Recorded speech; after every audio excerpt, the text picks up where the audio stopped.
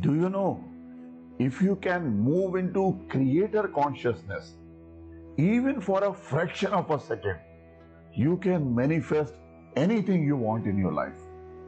So in the next verse 25 of chapter 2 of Bhagavad Gita, Bhagwan Shri Krishna says, he tells Arjun about the essence of consciousness.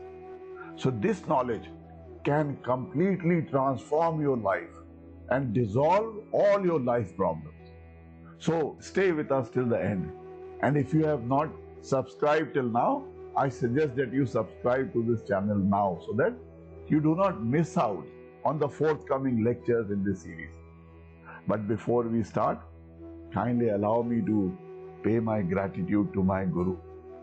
Om Ram Shri Kanhaiya Lal Sharmaye Namaha. Om Shri Guruve Namaha.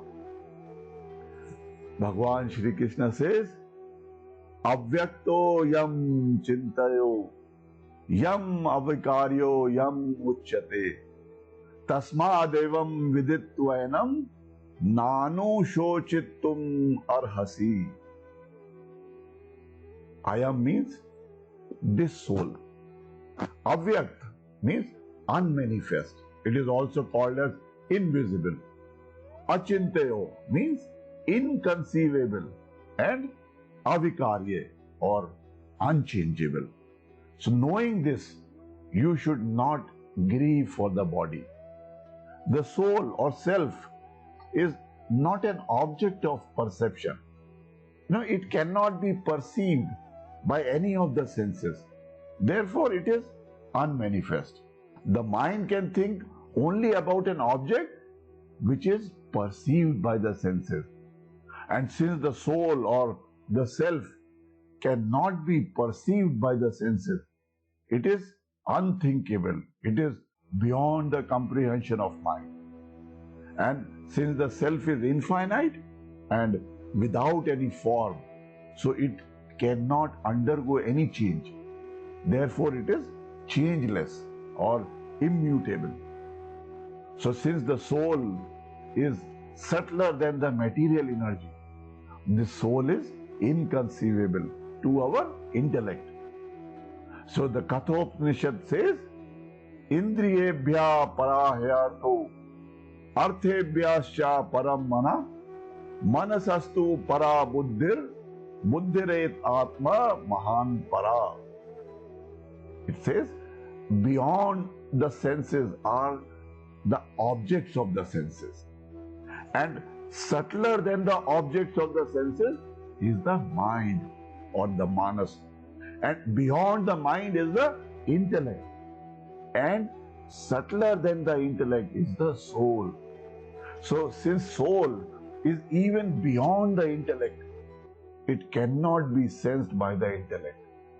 Now, some people might wonder why Bhagwan Shri Krishna says that the soul is avyakt or unmanifested, while it is apparently manifested in the body of every individual. So some people say this is a metaphysical controversy. How can soul be unmanifest when it is manifested in the body of every individual? Now, this paradox can be explained by analyzing the dream state. Actually, the soul dreams the existence of the body. The body is not conscious of the soul, but the soul is aware of the body. The dream projection of the soul is the I or the ego consciousness or the ahankar. Ego is the subject of the objective dream. The ego consciousness is what thinks and uses its powers of sensation to know and relate to the dream of this material creation. Thus, thought and sensations are not a part of the soul, but are the experiences of the ego consciousness in the dream state. You cannot separate the process of thinking from the one who is doing the thinking, and the object about which he is thinking.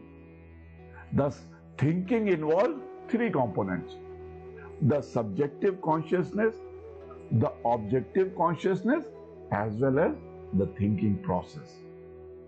And one knows he exists because of the confirmation of his thoughts and feelings. But what about a person who is in deep sleep, or who is in absolute calmness, in which there is neither thought nor feeling? And he is not unconscious also, which means that he is not without consciousness.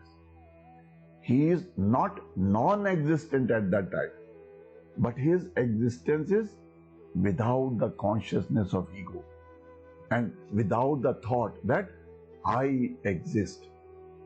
This moment of truth, even if it is for a fraction of a second, is called intuition. Thoughts and sensations, are like searchlights. They throw their rays in front on the material objects. They cannot reveal the soul which is behind them. Intuition is like a spherical light, with rays on all the sides, revealing the soul. Intuition is the bridge between the soul and the ego's thoughts and sensations. So if one can remain unidentified with the thoughts and unidentified with the sensations, and without being unconscious, he will know the nature of the soul through the intuition. Sankhya Yoga calls this state as samadhi.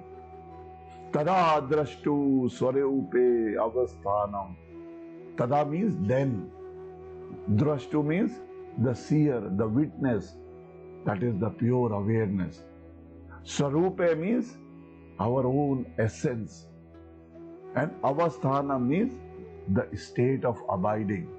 So then, he says then, tada means then, the pure awareness can abide in its very nature. So, tada means then. What is meant by then? When does it happen? It happens when the vrittis in the chitta are regulated. Yogascha chitta vritti nirodha. When the mind field has reached the state of nirodha.